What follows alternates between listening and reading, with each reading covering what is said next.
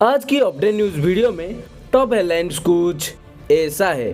किस प्रकार से होगा चुने गए एमपीज की रजिस्ट्रेशन। शामिल हुए 400 से अधिक अग्निवीर लद्दाख स्काउट रेजिमेंट में पासिंग आउट पैरेड में। डिफेंस मिनिस्टर राजनाथ सिंह ने कहा इंडियन नेवी में होगा सिग्निफिकेंट एक्सपांशन। भारत की संभावना है कि वो इजराइल को हथियार प्रदान ना करे।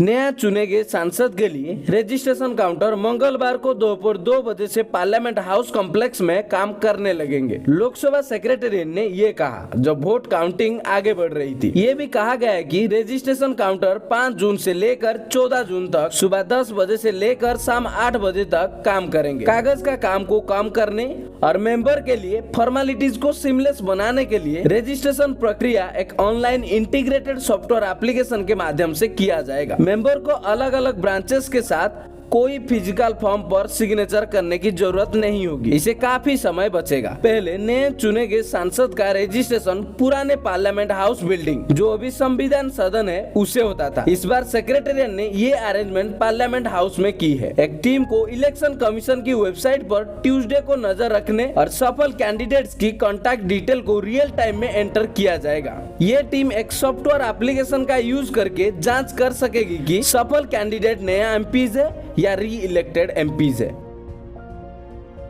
402 वेल ट्रेन अग्निवीर रिक्रूट्स को आर्मी के लद्दाख स्काउट रेजिमेंट में शामिल किया गया एक पासिंग आउट पैरेड के दौरान यहाँ ट्यूसडे को। एक डिफेंस स्पोक पर्सन ने कहा है सेना की सबसे ऊंची परंपरा के अनुसार आयोजित इस समारोह का समीक्षा chief of staff headquarter 14 corps major general Dinesh Kumar Singh ने किया है। इस मौके पर कई प्रसिद्ध सैन्य अधिकारी, सिविल पदाधिकारी और अग्निवीर के माता पिता उपस्थित थे। उन्होंने बताया कि परेड के दौरान 6 यंग अग्निवीर को अपनी ट्रेनिंग के दौरान आउटस्टैंडिंग अचीवमेंट के लिए पदक से सम्मानित किया गया। गौरव पदक उन प्राउड पेरेंट्स को प्रस्तुत किया गया जिनके संतान अग्निवीर के रूप में रेजिमेंट में शामिल हुए हैं। ये सच में एक गर्व का क्षण था उन भारतीय के परिजन के लिए जो दूर से आकर इस भव्य समारोह को देखने आए थे। अपने संबोधन में मेजर जनरल सिंह ने इम्प्रेसिव परेड के लिए बधाई दी और उन्होंने देश की सेवा में जीवन अर्पित करने के लिए प्रेरित किया जैसे कि एक गर्वित सैनिक के रूप से।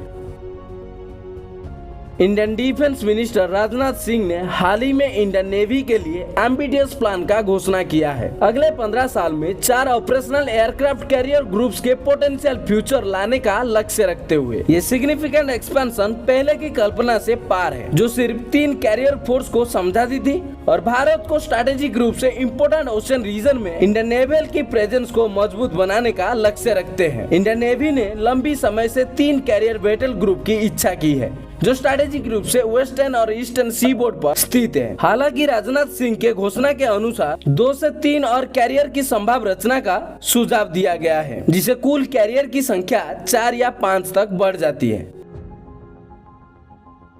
स्पेन के हाल ही में भारत से इजराइल जाने वाला एक जहाज को जो एक्सप्लोजिव ले जा रहा था प्रवेश डिनाई करने के फैसला में गाजा कॉन्फ्लिक्ट में भारत की पोटेंशियल इन्वॉल्वमेंट को लेकर अटकलों को जन्म दिया है। लेकिन एनालिस्ट का मानना है कि ये शिपमेंट ज्यादा संभावित है कि किसी थर्ड पार्टी वेंडर के लिए था और इसका उपयोग मिलिट्री यूज के लिए नहीं था। एक्सपर्ट्स ने नकारात्मक की संभावना को क्यों माना कि एक्सप्लोजिव इजराइल वेपनरी के लिए मीट थे। ये कॉन्फ्लिक्ट हथियार से हथियार लड़ाई, टारगेटेड बॉम्बिंग और एट्रिशन वॉरफेयर को शामिल करता है। पुष्पेश पंत ने समझाया ए फॉर्मर एकेडमी ये टैक्टिक्स भारतीय हथियारों को नेसेसिटी बनाती नहीं है क्योंकि हाई प्रेसियस बॉम्बिंग का इस्तेमाल किया जाता है। एक्सप्लोसिव के सिविलियन यूज शामिल थे जैसे कि माइनिंग एंड कंस्ट्रक्शन। उन्होंने भारत के वर्तमान एक्सप्लोसिव टेक्निक में इजराइल और यूएस के कंपैरिजन में पीछे रहने की भी बात की है। आर्म्स ट्रेड में शामिल कॉम्प्लेक्स लॉजिस्टिक्स में इंडियन सहायता की गुप्त संभावना को और भी कमजोर कर देता है। लैंड और एयर के टाइट बंदोबस्त इजराइल को हथियार पहुंचाने का एक सिग्निफिकेंट चैलेंज बनाता है।